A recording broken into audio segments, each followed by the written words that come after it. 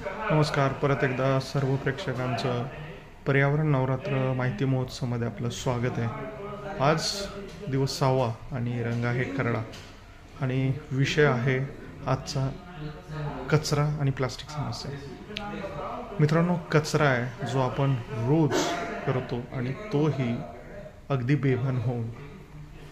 पिंपरी चिंचवड शहराचा जर विचार केला तर आम्ही शहरवासी रोज जवळपास 1200 ते 1300 मेट्रिक टन इतका कचरा निर्माण करतो आणि अत्यंत दुर्दैवाने सांगायचं वाटतं की त्याच्यातील 35% हे प्लास्टिक आहे, 38% हे बायोवेस्ट किंवा फूड वेस्ट आहे.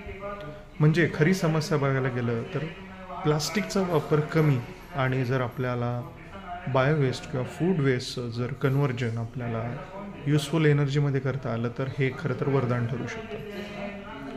आपल्याला सगळ्याला माहिती आहे की सॉलिड वेस्ट मॅनेजमेंटचा कायदा आहे 2016चा, ज्याच्यानुसार तुम्हाला सिंगल यूज किंवा एकल वापराचं जे काय प्लास्टिक आहे हे बंदी आहे.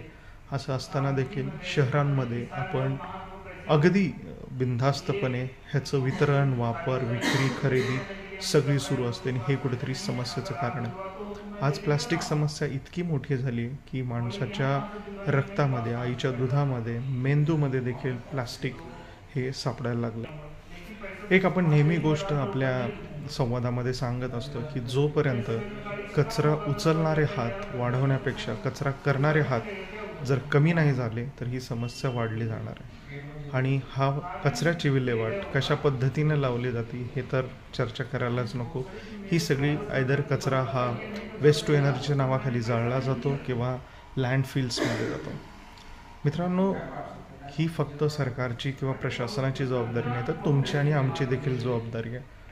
आपण कधी विचार केला आहे की जे आपण बाजारातनं भाजीसाठी, फळांसाठी किंवा इतर गोष्टींसाठी घेऊन येणारी जी प्लास्टिकची पिशवी असते त्याचा प्रवास असतो फक्त 15 ते 20 मिनिटाचा, पण ती पृथ्वी तलावरती पुढचे 400 वर्ष राहतात. त्यामुळे प्लास्टिकचा वापर जास्तीत जास्त कमी किंवा बंद करून आपल्याला ह्याच्यामध्ये मदत करता येईल. येणाऱ्या पिढ्यांसाठी आपल्याला एक सुंदर स्वच्छ जर हे पृथ्वी किंवा एक शहर सोडून जायचं असेल तर आपल्याला प्लास्टिकचा वापर हा कमीच करायला लागेल आणि समस्येवरती महागडे सोल्युशन्स शोधण्यापेक्षा समस्या निर्माणच होणार नाही याच्याकडे भर द्या. कापडी पिशव्यांचा आणि रियुजेबल पिशव्यांचा वापर करा. हा जरी बदल झाला तर खूप धन्यवाद. जय हिंद, जय महाराष्ट्र, जय पर्यावरण.